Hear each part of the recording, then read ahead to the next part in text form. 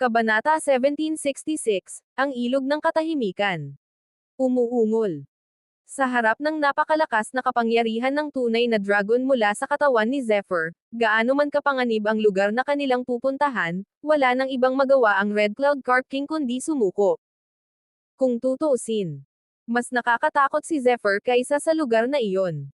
Kaya kahit labag sa loob nito, napilitan ang hari ng Red Cloud Carp na sumugal. Dahan-dahan itong lumangoy patungo sa misteryosong lugar habang patuloy na nanginginig ang buong katawan. Bagamat mukhang kalmado si Zephyr sa panlabas, nanatili siyang lubos na mapagbantay. Malinaw niyang nararamdaman na habang papalapit ang Red Cloud Carp King sa lugar na iyon, lalo itong nanginginig sa takot. May isip kung gaano kapanganib ang lugar na iyon para takutin ng ganito ang isang demonyong halimaw na nasa antas ng alchemy. Swoosh!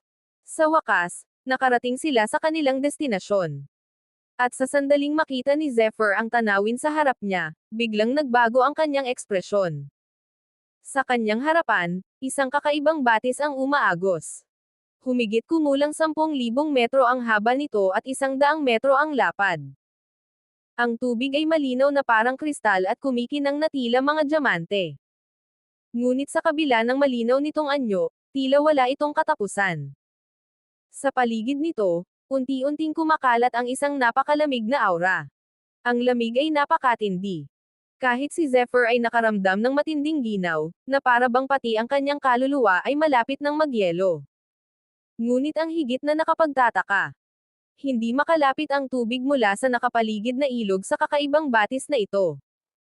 Para bang may invisible na harang na naghihiwalay sa dalawang espasyo.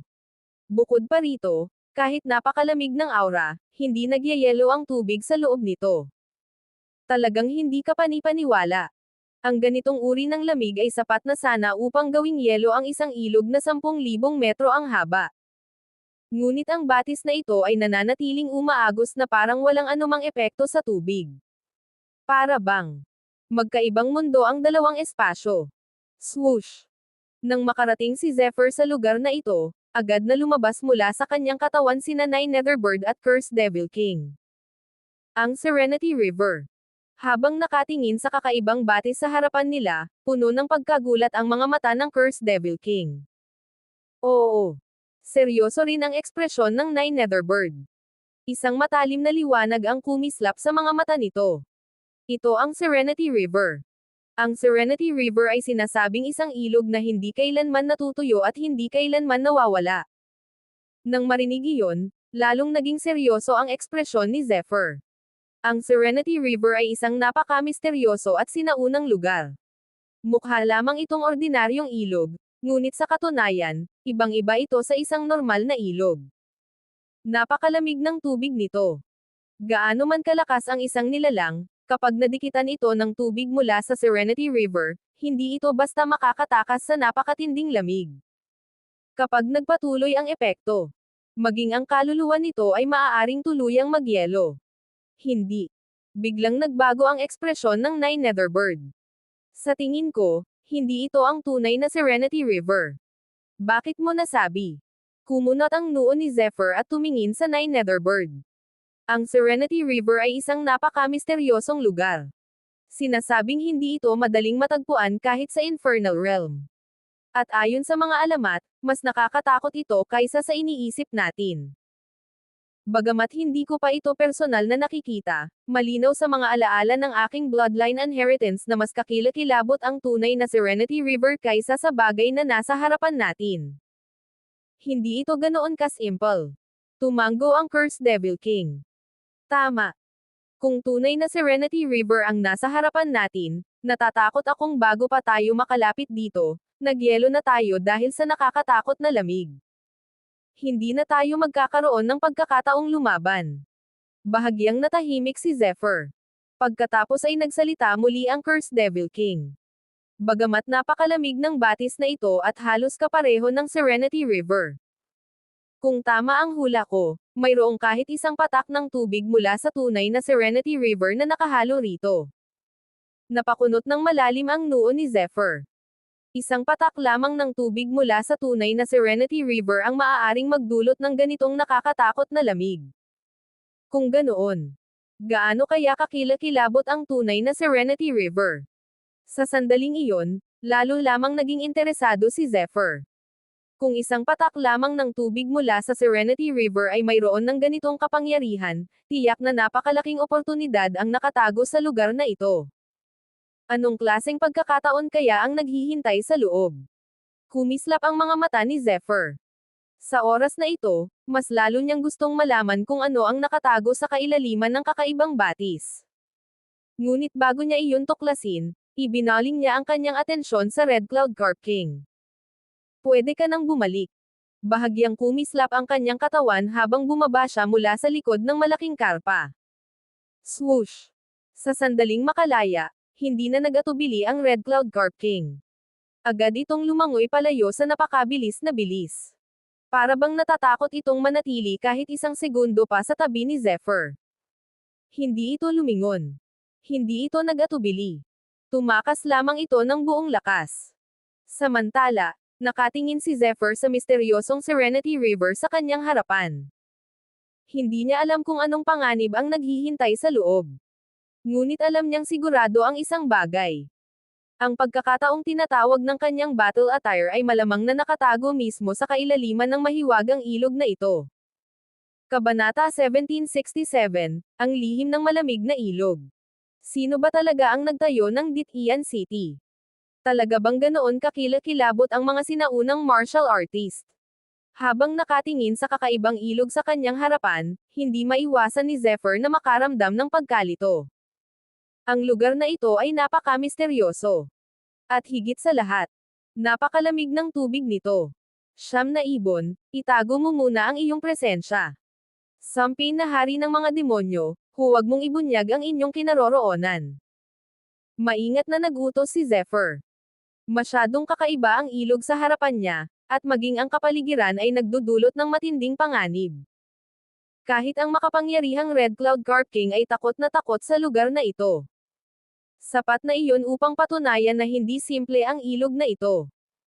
Ayaw ni Zephyr na isugal ang buhay ni Nine Netherbird at Cursed Devil King. Sok! Sok! Sok! Zephyr, kahit malakas ka at nagawa mo pa akong alipinin, mag-ingat ka. Huwag kang mamatay sa loob. Bahagyang nang aasar na sabi ng Cursed Devil King. Sa totoo lang, umaasa siyang mamamatay si Zephyr upang tuluyan na siyang makalaya. Ngunit ngayon, naunawaan na rin niya na hindi naman pala masamang sumunod kay Zephyr. Sa halip, malaki pa ang maitutulong nito sa kanyang paglilinang at hinaharap. Malamig na sumanghal si Zephyr. Hindi na siya nagsalita pa. Dahan-dahan siyang tumalon patungo sa ilog. Crash! Sa sumunod na sandali, tuluyang lumubog sa tubig ang kanyang katawan. Biglang bumalot sa kanya ang isang nakakatakot na malamig na aura. Napakatindi ng lamig. Sa isang iglap, tila nanigas ang mga kalamnan sa buong katawan niya. Kahit si Zephyr ay hindi inaasahan na magiging ganito kalakas ang lamig ng ilog. Mahirap itong bantayan. Ngunit sa sandaling iyon, buzz! Bahagyang nanginig ang suot niyang Ice Flame Supreme Battle Attire. Kaagad, naglabas ito ng napakaraming misteryosong simbolo ng liwanag. Kasabay nito, isang malakas na dagandong ang umalangaw na parang kulog mula sa kalangitan. Boom! Biglang nahati ang rumaragasang tubig sa paligid ni Zephyr. Aba! Nagulat si Zephyr nang makita ang nangyari. Ang kasuotang pandigma na ito ay tunay ngang isang pambihirang mahiwagang bagay. Masyadong malamig ang tubig sa loob ng ilog. Kahit ang isang taong may napakalakas na katawan ay mahihirapang tiisin ang ganitong lamig. Ngunit hindi inaasahan ni Zephyr na kaya pala ng Ice Flame Supreme Battle Attire na ihiwalay ang tubig at ang malamig na aura mula sa kanyang katawan. Sa tulong ng kasuotang pandigma, agad na nabawasan ng malaki ang pressure na nararamdaman niya. Bagamat hindi nito tuluyang naharang ang malamig na aura, sapat na ang proteksyong ibinibigay nito para kayanin ni Zephyr ang lamig gamit ang kanyang pisikal na katawan. Malalim sa kailaliman ng ilog. Patuloy na sumisid si Zephyr. Habang lalo siyang lumalalim, lalo ring lumalakas ang malamig na aura sa kanyang paligid. Ngunit bigla niyang napansin ang isang kakaibang pagbabago.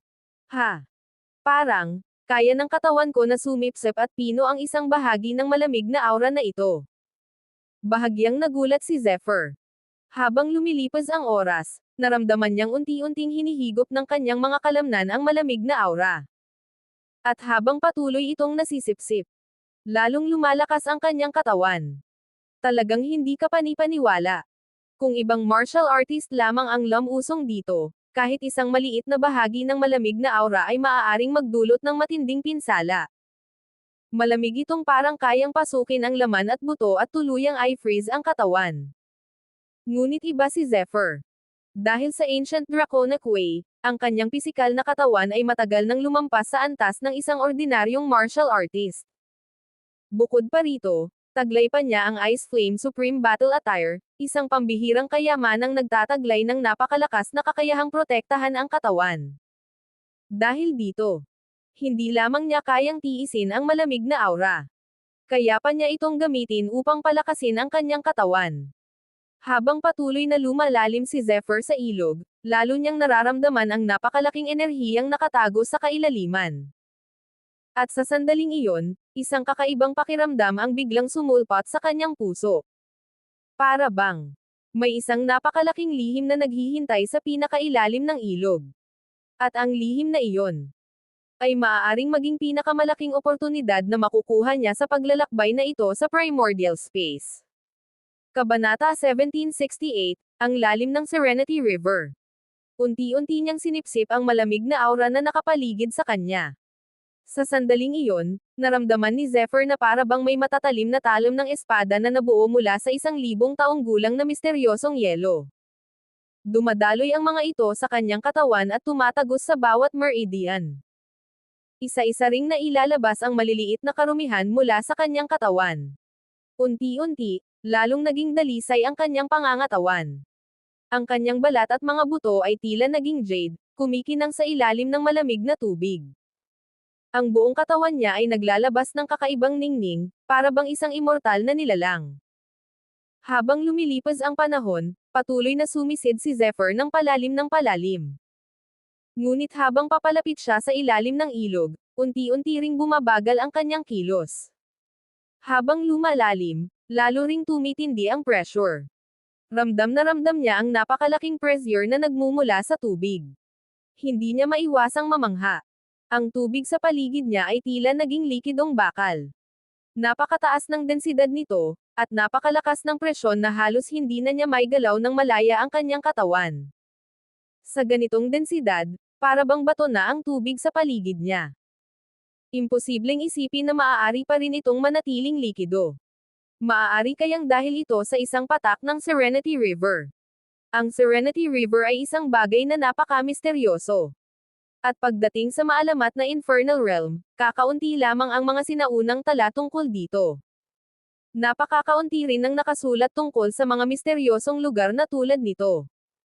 Para bang may isang hindi nakikitang puwersa na sadyang nagbury sa mga tala tungkol sa mga sinaunang lihim na ito. Dahil dito, lalo lamang naging mausisa si Zephyr. Malamang ay may halong kahit isang patak ng tubig mula sa tunay na Serenity River ang ilog na ito. Iyon marahil ang dahilan kung bakit napakataas ng densidad ng tubig at napakalakas ng pressure sa kailaliman. Swoosh! Swoosh! Biglang nagkaroon ng kakaibang pagbabago sa loob ng katawan ni Zephyr. Ang Tree of Eternity ay nagsimulang maglabas ng kakaibang enerhiya. Kasunod nito, malinaw niyang naramdaman na unti-unting lumalakas ang aura ng puno. Bahagya siyang nagulat. Mula noong huling pagkakataon, halos wala nang naging pagbabago sa Tree of Eternity. Ngunit ngayon, bigla itong gumalaw at tila bahagyang lumago.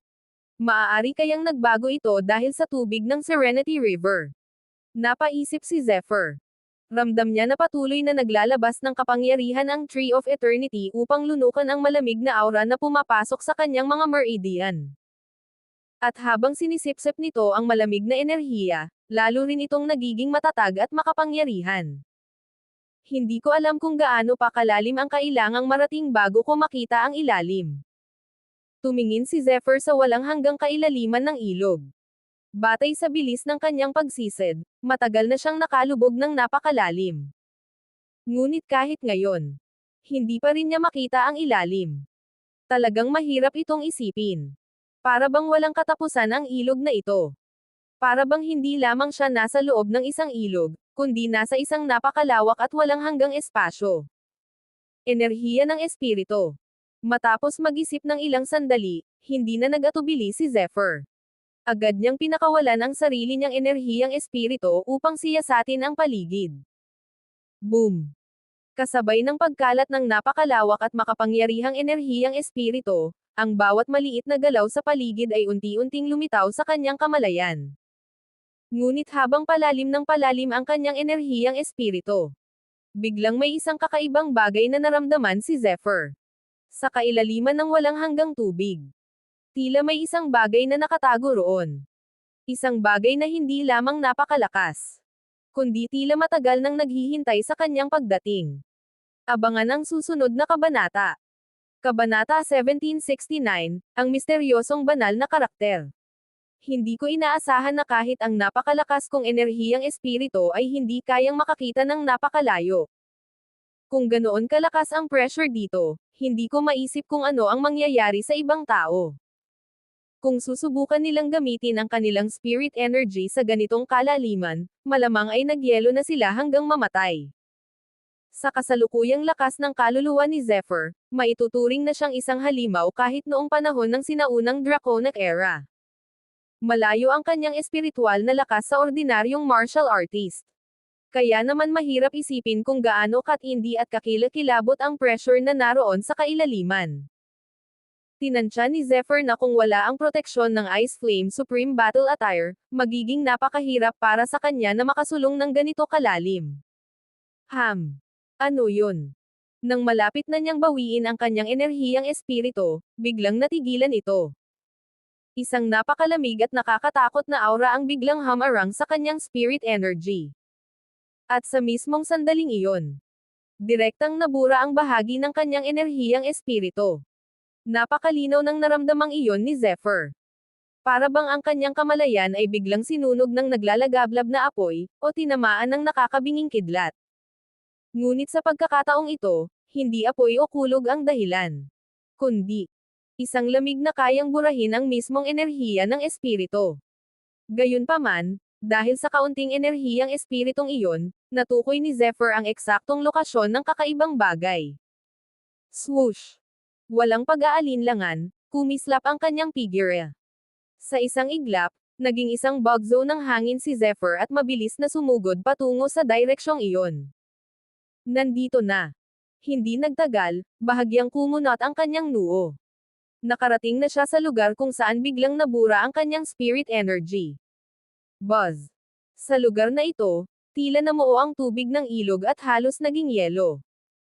Ngunit hindi ito tuluyang nagyelo. Umaagos pa rin ang tubig. Napakabagal lamang ng paggalaw nito, na halos hindi na matukoy ng ordinaryong mga mata. Kung walang napakalakas na enerhiyang espiritu tulad ng kay Zephyr, halos imposibleng maramdaman ang bahagyang paggalaw ng tubig. Maingat na nagmasid si Zephyr. At sa gitna ng lugar na ito, may nakita siyang isang mapusyaw na asol na ron na lumulutang sa tubig. Naglalabas ito ng malamlam na asol na liwanag. Bahagya itong lumulubog at umaangat kasabay ng tubig, na para bang buhay. Ano ito? Nakatitig si Zephyr sa kakaibang simbolo. Bahagyang kumaibot ang kanyang mukha. Ang ron ay tila isang simbolo.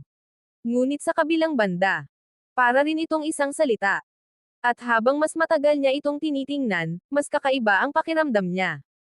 Sa bawat sandaling pagmamasid niya rito, tila nagbabago ang anyo nito.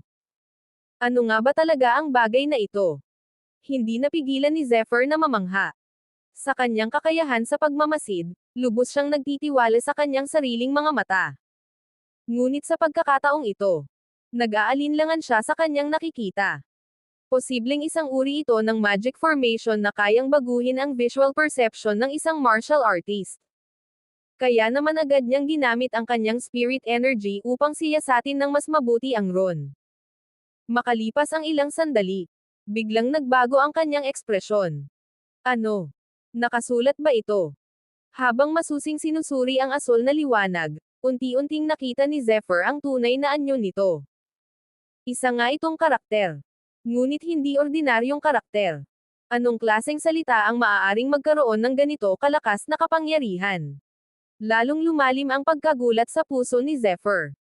Karaniwang ang mga salita ay ginagamit lamang upang magdala ng impormasyon. Wala silang sariling kapangyarihan. Ngunit ang karakter sa harap niya ay tila isang buhay na nilalang. Naglalaman ito ng isang napakalakas at misteryosong kapangyarihan. At higit sa lahat, isa itong napakatandang karakter. Biglang may naalala si Zephyr mula sa kanyang nakaraang buhay. May nabasa siyang isang alamat tungkol sa isang sinaunang uri ng pagsusulat. Sinasabing ang mga karakter na iyon ay lubos na naiiba sa mga ordinaryong salita. Ang bawat isa ay naglalaman ng kakaibang kapangyarihan. Sa pamamagitan ng mga karakter na iyon, maaaring makamit ng isang martial artist ang iba't ibang hindi kapani-paniwalang kakayahan. Ang mga maalamat na karakter na iyon ay tinatawag na banal na mga karakter. Ayon sa mga sinaunang tala, ang mga banal na karakter ay nagmula pa sa napakalayong panahon. 12-dosenang karakter lamang ang sinasabing umiiral. Ngunit bawat isa sa kanila ay nagtataglay ng napakalakas na banal na kapangyarihan.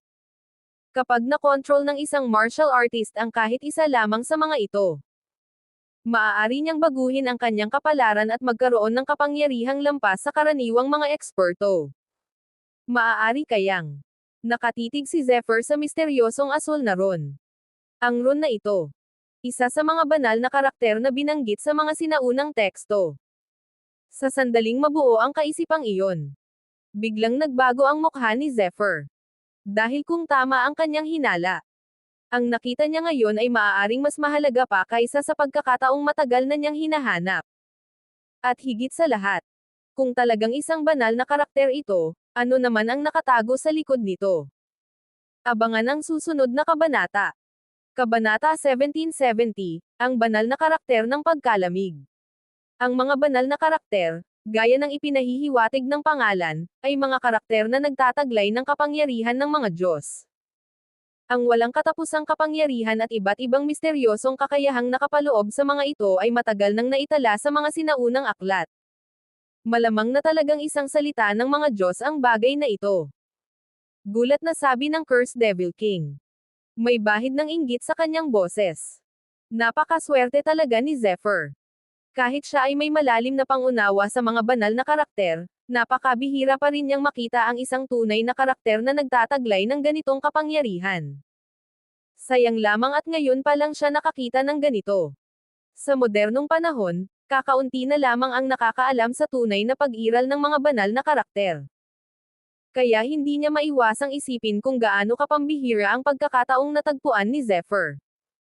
Isang tunay na banal na bagay na sumusuway sa langit. Sino ang hindi magnanais na makuha ito? Napakatindi ng lamig sa lugar na ito. Maaari nitong maapektuhan maging ang ating mga kaluluwa. Mahinang nagsalita ang Nine Netherbird. Kahit napakalakas ng kakayahan kong labanan ang lamig at hindi ako madaling maapektuhan ng mababang temperatura, medyo mahirap pa rin itong pigilan. Swoosh!